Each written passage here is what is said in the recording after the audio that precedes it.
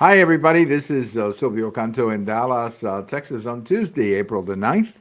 We'll be joined in a minute here by our good friend George Rodriguez from South Texas. We're going to talk a little Texas. How are you, George? Real good. Thank you very much. My pleasure. I just wanted to begin today. This is a historic day in American history, April the 9th, 1865. This was the day that Lee surrendered to Grant Oh, and yeah. thus formally ending the Civil War. And anyway, just one of those moments, that really stands out. And obviously, there's no video or film of that moment. There are some photos, but there have been some recreations in movies, and some of the recreations are really good in movies that they've made of this moment. And my favorite one, at least from the movies, and I think it's true, it actually did happen, is that when Lee is walking or gets on his horse and they go away, that all the soldiers salute each other on both sides, Right. indicating, I guess, the respect that they had for each other. So April the 9th, 1865. One only wonders if Lee had not surrendered that day, how much longer this could have gone, because there were some elements of the Confederates that wanted to keep on fighting. So Oh, yeah. There definitely wanted to be a guerrilla warfare that would continue.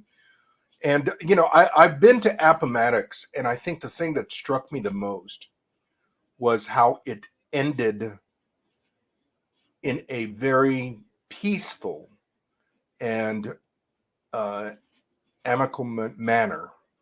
It, with so much respect and so much dignity, something that is just not, it's not heard of right. in normal circumstances. Uh, there was an effort by both Grant and other Union generals to literally embrace uh, the Confederates in a brother like manner, and that's the thing that really struck me. Yeah. It was really something beautiful. Well, I think Grant and Lee were both students at the military academy, at the U.S. Army Military Academy, whose name At West Point, yeah. West Point, yeah, West Point. So I mean, yes, it was a look. Every civil war is terrible. I mean, civil wars are the worst kinds of wars. Most civil wars do not end the way that ours did. No, I Most agree. I agree with absolutely. that. I mean, all you have to do is just look at the Russian Civil War, at the Spanish Civil War, that have been recent ones, and they end in every way but Right. No, I uh, agree. I agree embracing with each you. other. I agree with you. Anyway, just one of those moments in history, April 9th, Yeah. 1865. You know, one more thing I'll say about that. 1865 is 100 and what, 58 years or Yep. 159 years. And yet, that is a moment people don't forget. 159 years is a long time, but this was such a defining moment in the history of the country that we don't, we keep on remembering it, which is speaks volumes of how important that day was. Well, let's talk a little bit about some current events. George, let's begin with SB4, still tied up in the courts. I guess one can speculate all we want. My sense is that the longer, and this is just a gut feeling, but the longer that this drags out, the what it says to me is the more difficult for, I guess, the federal government, the more difficult it's getting for them to kill this. I mean, if the federal government's argument had been really crisp and sharp, this would have gone down a week ago. So the fact that it keeps on going on, the fact that they're still talking about it, says to me, at least to me, and it's just an opinion, that the argument to support SB4 is hanging in there, George. Yeah, I agree. I think that from day one that we've been speaking about this, or that anybody has been speaking about this, the situation has been that, number one, the federal government is failing to protect the state of Texas, and that state of Texas passed this law to protect its citizens the best it could in the absence of the federal government protecting the border.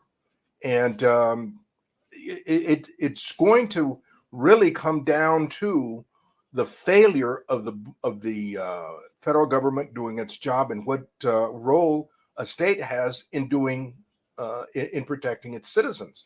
That's the bottom line in this whole thing. And it's how it's explained, how it is ruled. That's going to be the dicey one, because it has the power, it has the potential to create a situation where, again, like in the Civil War, a state can step up and do what the federal government is not doing. Whereas in the Civil War, it was a battle over maintaining the state's rights. In this one, it's one to maintain national rights or national protection of the state. Right. And it's going to be very, very interesting how it is written. It is going to be very, very interesting how it is written. And the Biden administration, those that feel that the national government is supreme, are going to lose tremendously in this. And I think that this is, I'm just holding my breath on how it's going to be written. Yeah. Well, again, I think you're right. I mean, Texas is not creating any, Texas is not going around exactly. Texas is saying we're going to enforce federal laws passed by Congress. So it's how do you deny a state from doing that? Exactly. I mean, Texas is not rewriting anything. It is the failure of the federal government. Exactly. And Texas is saying, look, it is illegal to come into the country without papers, and we're just enforcing that. So that's why I think this is dragging, because Texas has a very strong case, and the fact that it's still hanging in there says to me that the federal government is trying to win its case, but it doesn't sound to me like they're winning over the justices or the judges, because they would have, if they had a very strong case, as was the case with Arizona years ago, 10 years ago, whatever it was, that went down fairly quickly. This one seems to be dragging on. Now, if Texas loses here, then it goes to the Supreme Court. And then I guess if the Supreme Court takes it, we could be looking at June or July before an opinion comes out, George. Yeah, it is, again, how a state reacts in maintaining its constitutional rights of protecting its citizens. I was on Jorge Ramos not too long ago, and I had to explain to him, the name of the country is the United States for a reason. We are citizens of the state primarily, and the states are part of a national fabric, of a national government. Therefore, it is the federal government has a national right to, or responsibility, should I say, to protect the citizens of the state. Now, if they're failing to do that, then the state's got to do something. Bottom line, I mean, it's that logical. George, the other thing, too, that I'm guessing, and this is just a guess of my part, but the judges who are sitting in front of this case, who are looking at this case, they watch on TV what everybody else watches. Oh, gosh, yes. I mean, this whole situation in El Paso recently. Yes. So wow. I mean, when they hear that there's chaos on the border, they don't have to take their word for it. No. All they have to do is watch the daily news. And so, I mean, this is like confirmation that there's chaos on the liberals on have the shot border. themselves in the foot. Yes. The liberals have shot themselves in the foot.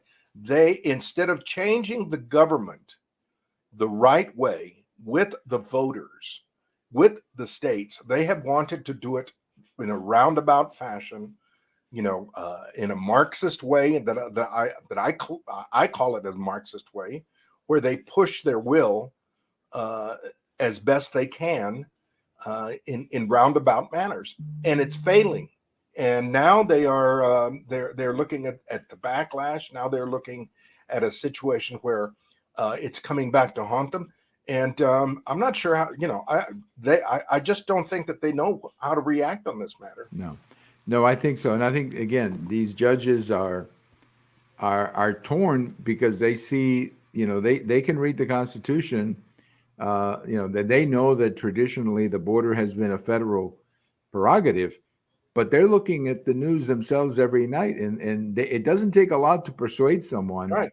that the federal government is failing. Again, just look at the border. Look at what's happening in Arizona. Look what's happening in California, where they're being flooded now because the word All of a has, sudden they're all upset because illegals are coming in there. yeah, but the word has gone out. The word has gone out that coming into Texas is not a good idea.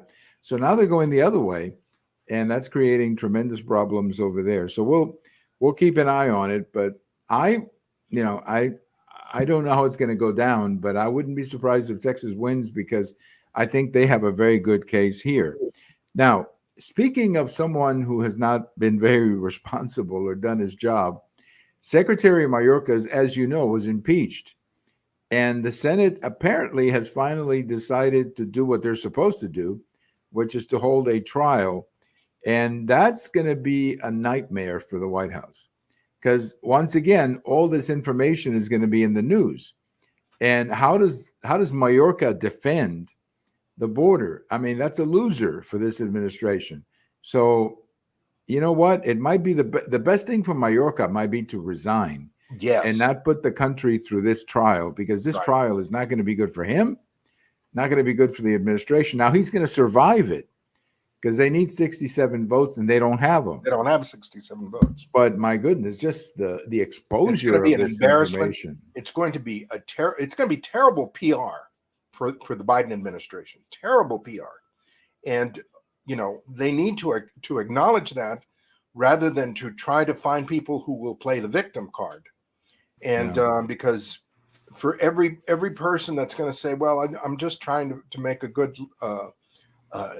I'm just trying to fulfill the American dream, you're going to find folks who are victims of illegal immigration crime. You're going to find folks who are victims because their property has been damaged. You're going to find all sorts of folks who will turn around and say that the Biden administration has not controlled the border. Right. And to me, George, it comes down, and I've been saying this every time I have an opportunity to go on Spanish TV, I always come back to the same thing, and that is that immigration has to be orderly. There has to be a process. That is, people have to come in the right way. There is a process to come in. Now, yes, there is asylum, and there are special cases of asylum, but giving people a little piece of paper that says 8 million of you are going to look for a judge and wait for you, that's not asylum. That's not asylum. That's not asylum. That is very bad. You can come in first, and then we'll determine if you're allowed to stay. Right. And many people say, well, the Cubans. Well, it's a little different with the Cubans because first of all, the Cubans were identified as people who were coming from a communist country, but still there was an orderly process to come in. I mean, we didn't have 8 million people show up on the shores. I mean, the fact is that for a long, long time, they were coming in on daily flights and they were processed in Miami. But that's because the Cubans were targeted as a group and granted special immigration consideration. What we are doing on the border is targeting everybody as a group, and anybody in the world who shows up on the border and says, I've got a beef with my government, I want to see a judge about asylum, they're given a piece of paper that says, okay, you can see a judge in 6 years. That's insane, George. That's absolutely insane. Yeah, there is no determined matter of screening people carefully so that you know who really should be eligible to apply for this. Everybody is being allowed to apply for it, and then on top of that, everybody's being allowed to come in and wait for a judge, and then the vast majority of them are not showing up for a judge. Right. We know they're not going to do that. So that's another problem. All we're doing is just letting them in.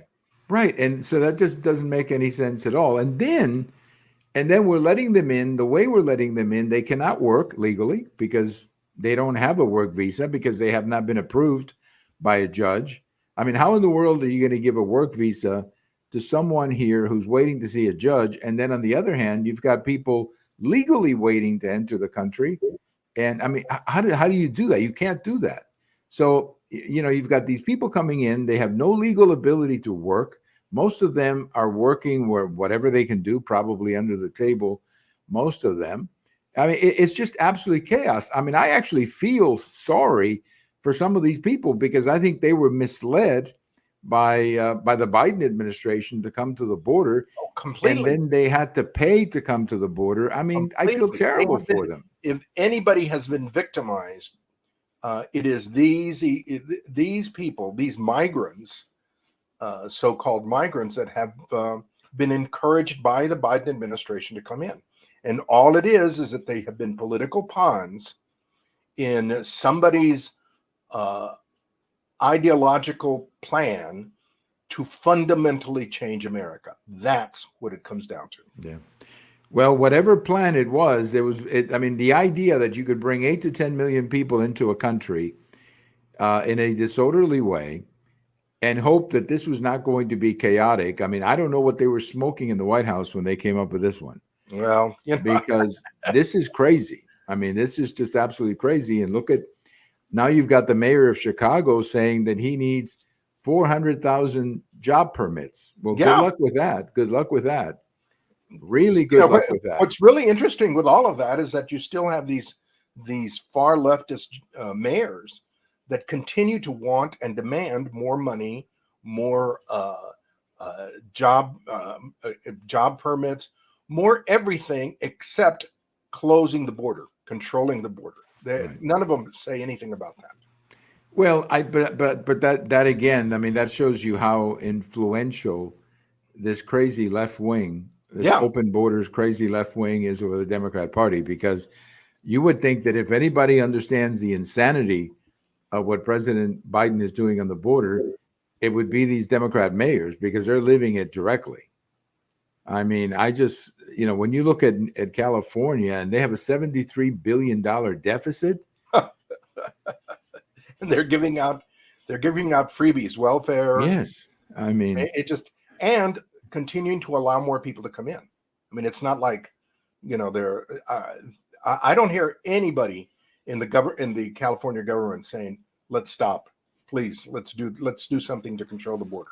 No, they're not. They're not. I mean, they just say, keep coming, keep coming. It's incredible. They're not even respecting the people of their own state who are going to have to, have some serious tax increases to make up for the $73 billion deficit. So they're not respecting those people. On the contrary, you've got politicians like one of the senators, one of the ladies that's running for Senate, that is asking for a $50 an hour wage. $50 an hour. Crazy. Absolute insanity. Well, I just saw a story today about another business closing. They just can't. I mean, you cannot run a business with a minimum wage like that. That's just crazy. Absolutely crazy. Well, let's move on for a second here, George. So much fun talking to you. The time flies. But let's move on. I've got a post coming out Wednesday morning, and it's based on an article that I saw today from our friends at Pulse News Mexico. It's a great website that they have down in Mexico. I'm subscribed to it. It's a free subscription, but I get the notifications. And today's story was absolutely amazing. Mexico right now, the Mexican peso is actually very strong. Now, for those who are not familiar with currency fluctuations, when Mexico has a very strong peso, meaning basically it's more expensive to go to Mexico. If you're a tourist, when the Mexican peso is strong, then that means that a trip to Cancun or the hotel or whatever is more expensive. When it comes down, then it's cheaper. So the idea is to have it at a reasonable point where both sides win.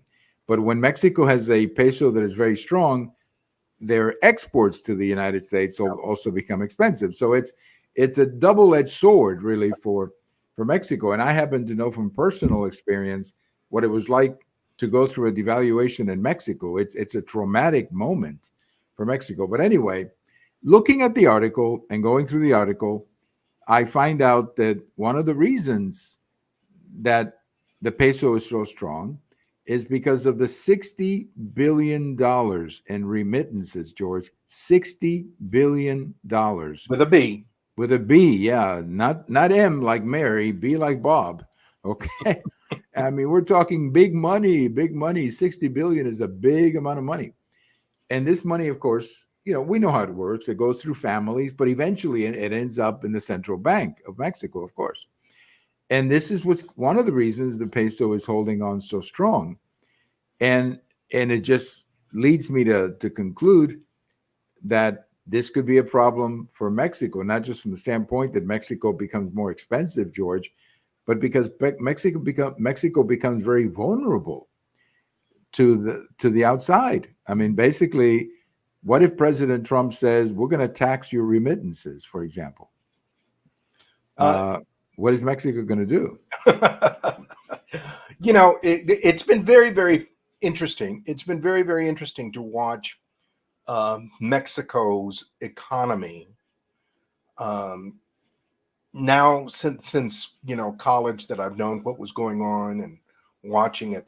Mexico and living in Mexico, Mexico has always attempted to protect itself economically and politically as best it could against the United States and against the world, et cetera, et cetera. I mean, particularly against the United States, protect itself as best it could.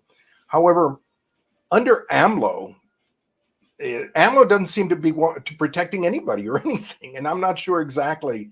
I mean, he's another Biden with Spanish subtitles. It seems like they seem to be getting the worst of everything.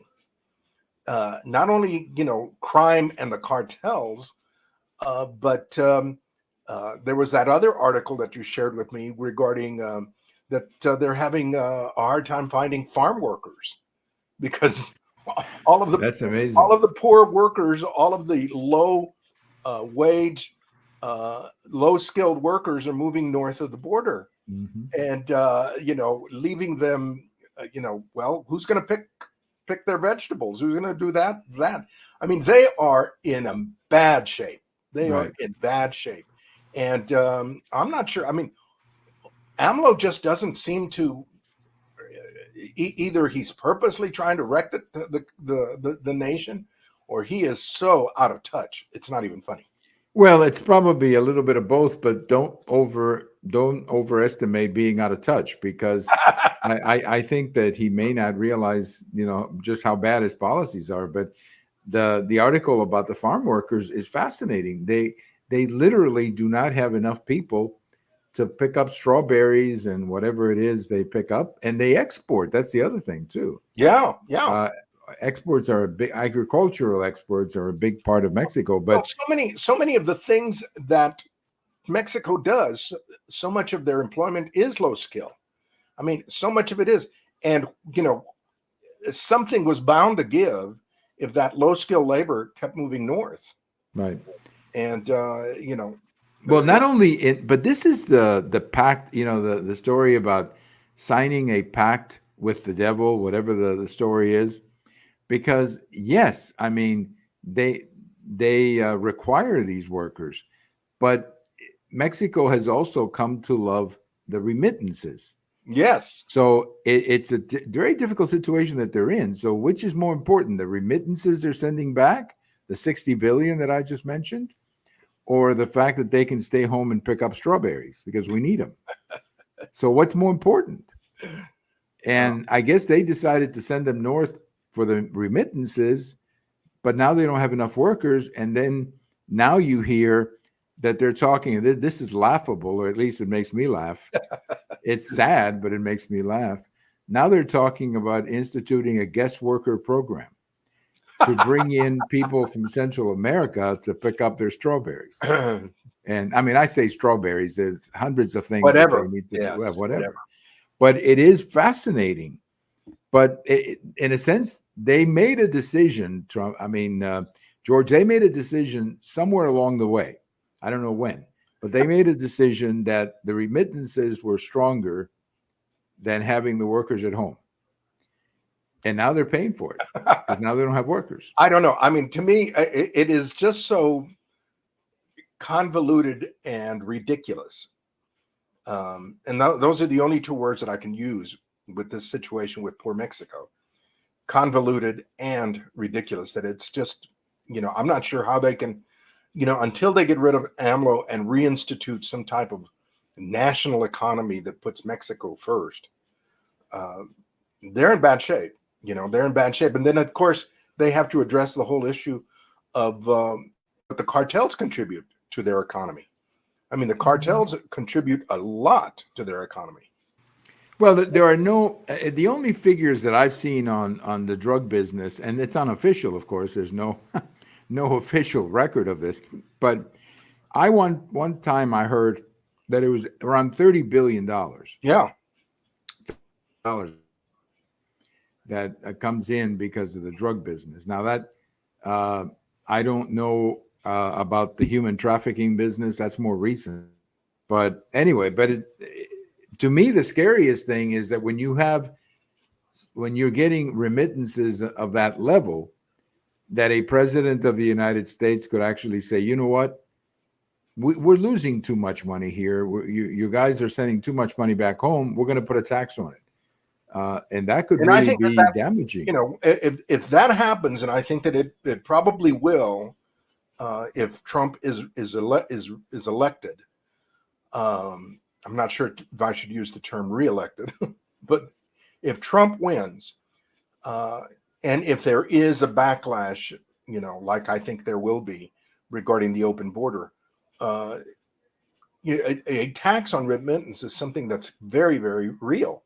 And if that happens, I mean, it's going to really throw Mexico into a spin. Well, no, it's going to be very, very devastating. But I will tell you this. I think where you'll see the push for the tax on remittances, it's not so much from the U.S. federal government, because really $60 billion, it's a drop in the ocean for the American economy. I mean, you barely feel it. But the $60 billion is coming from people in small communities. Right. So, for example, if you're a town in Texas, I don't know, let's say Waco, and people who live there are spending probably a few $1 million every year, that is money that is coming out of your community. Exactly. And, you might turn around and say, well, look, we're going to put a tax on that because, we got to pay for the roads. We got to pay for the schools. For all the services you're using. Yes. You live in our community and you're using services. Right. And that's where I think you'll see the move come in, where some communities will say, look, I'm sorry, we love you, we know you work hard, but so do the rest of us. Yeah, that's right. And we got to have so anyway, I just think it's fascinating. $60 billion is the latest figure. And George, I remember when it was 20 billion. And it's not that long ago. No, it wasn't. Wasn't that long ago. I mean, it's amazing how an open border can open things up so quickly. Yes, and how the word has gotten around that if you can get to the United States, you can support your family. Right. Now, the remittance could also be impacted by the enforcement of immigration law. If that begins to happen, a lot of these people are going to leave, and that will cut into it as well. Right, and we don't have any official figures on, who sends the remittances, whether it's legal immigrants who are here, illegal immigrants. We don't know because that kind of information is not available. But my gut feeling, this is just my gut feeling, is that it's probably more likely to be a person who's in the country illegally because he still has a connection back home. He's got somebody to support back home. Right. That's my gut feeling from talking to people, but it's not an official information. Let me get to a couple of other topics here before our time flies. Number one, there's a lot of talk about a VP choice for Donald Trump. And it's going to be a tough call. I don't expect him to make it. I think it'll go another month or so before he makes it, probably closer to June 1st. I believe my choice of the week or flavor of the week, if I could put it that way, And to be honest with you, George, it's been my flavor of the last 2 weeks. So I'm going to say my flavor for the last 2 weeks is Senator Rubio. Now, why Senator Rubio? Not because he's Hispanic. That doesn't hurt, but that's not really why. But because he's one of the most serious foreign policy senators, extremely telegenic, and I think that he would do very well explaining the Trump policies and also standing in a debate. So my choice of the week for the last 2 weeks, George, Senator Rubio. What's your choice of the week, George? Mine, well, for the week, I guess it's going to be Kristi Noem, the governor, and again Of South Dakota, right? South Dakota, right? Yeah. South Dakota, and I think she handles herself beautifully. I think she's very very, very photogenic, and she would help the ticket with the abortion issue. She is a woman, unlike others that we see around right now that are not in the Biden administration. She is a woman, and I think she could speak to the issue of abortion very, very well.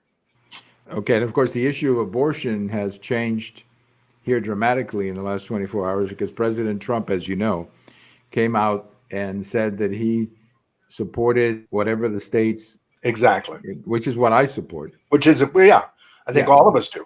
Yeah, that's where I'm at. Yeah. I never supported a national ban. I know Lindsey Graham wanted to do that, but I have always said, hey, this is a state issue and let the states. Now, I will say this. I do believe it makes sense, but it should be decided state by state, not by the federal government. Exactly. But I think that a exception for rape and incest, I'm willing to live with that. Mm-hmm. Because I think, in some cases, that's just okay. Just giving as long as you have a DA that enforces it. Well, that's true. But anyway, so what I think is where I agree. But if you leave it to the states, I think that's the best way to go. Yeah. Let every state figure it out. That is the Constitution. That is the Constitution.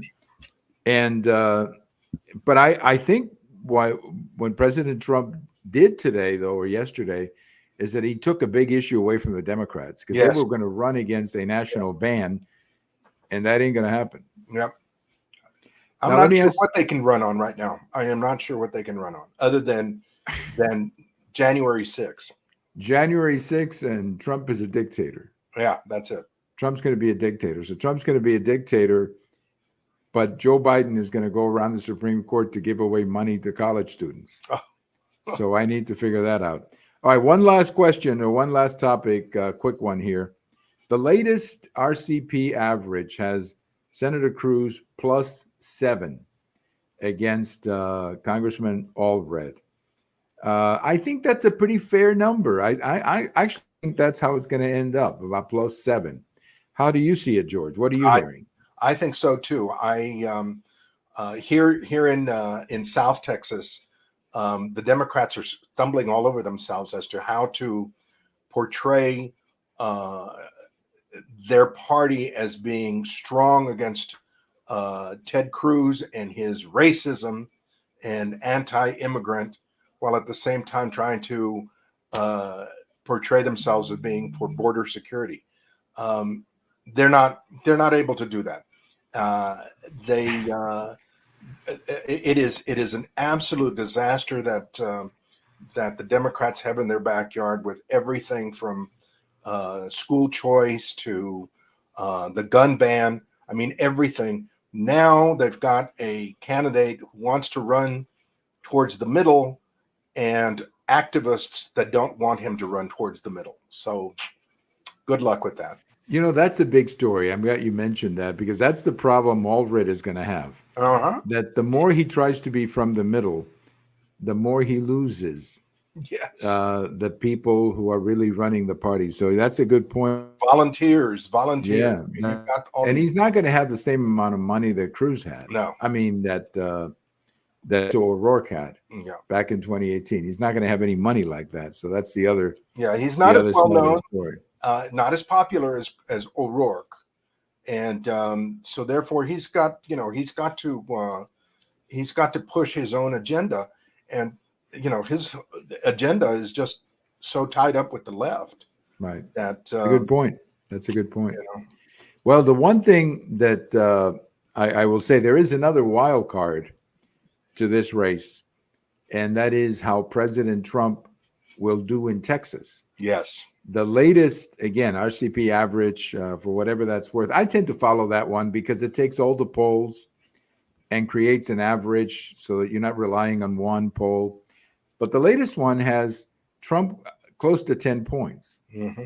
So if Trump can be around 10 or 11 points, that's going to help the a other thing. lot. I'm not sure up in Dallas or North Texas, but here in South Texas, we are increasingly seeing again a phenomenon that we saw 4 years ago, which is Trump trains, which is weekends. On weekends, people organizing. They're mobile rallies. People will get on trucks, will decorate their trucks and cars with Trump messages, and literally run up and down the road, back and forth through communities. And it really, I mean, you're seeing that in predominantly Hispanic communities. So again, how, what message the Democrats have other than being victims, I'm not sure. Yeah, and I think that after a while, calling a guy with a last name of Cruz, who is the son of an immigrant, calling him racist and immigrant, after a while, that gets a little He's a old. racist and an immigrant. Yeah, I mean, the son of an immigrant, okay, is now a racist and an immigrant. After a while, I mean, they themselves have to be looking at that and They've wondering painted what the heck themselves they're into a doing. corner. They Yeah, have. they have. I mean, they have to be sitting there saying, "Come on, can't we do better than this?" Yeah, I mean, I would think. it is just, it's laughable. It's laughable. It is laughable because they have no substance. Everything, you're a racist, you're a white supremacist, or Trump is going to be a dictator. Well, here's the problem, George, that I always tell people. Trump was already president, and I don't remember anybody getting thrown in jail because they disagreed with Trump. Oh. I don't remember Trump closing any networks. I don't remember closing any newspapers. I don't remember shutting down anybody because they disagreed with him. So how can you call the guy a dictator? Look, people like me, and I was a young boy when I left Cuba, but I know what a dictator is. You've seen it. I've seen it. And my parents not only saw it, but they lived it. So when somebody talks to me about somebody being a dictator, my point of reference immediately is Castro. The real one. Yeah, the real one. I say, okay, well, how does he compare with Castro? And I'm telling you, there's no comparison. So they need to change their. If this was a baseball game, the curve is not breaking, George. Their curveball is just not breaking. Not breaking. Well, George, as always, it is an absolute honor and pleasure to have you. Thank you. And we got to do it again. And maybe the next time we'll have SBA 4 to talk about. Hopefully. Hopefully. Thank you. You have a great day, my friend. Thank you. You too. All right. Our good friend, George Rodriguez from South Texas, always check up with him once a week or so to see what's happening in Texas politics. But yes, I'm going to say it again. When people tell me that Trump is going to be a dictator, as my mother used to say, we saw that movie before. My mother, of course, and father came here from Cuba. They brought me when I was 12. So they saw what a dictatorship was. They felt it. They lived it. So when anybody talks to me about somebody being a dictator, my point of reference is Castro. And I didn't see anything that Trump did that even resembles or comes 100 miles close to what a guy like Castro did. So anyway, thank you for listening. Thank you for watching today. Everybody have a wonderful day. And this is Silvio Canto in Dallas, Texas, saying thank you and so long. Bye-bye, everybody.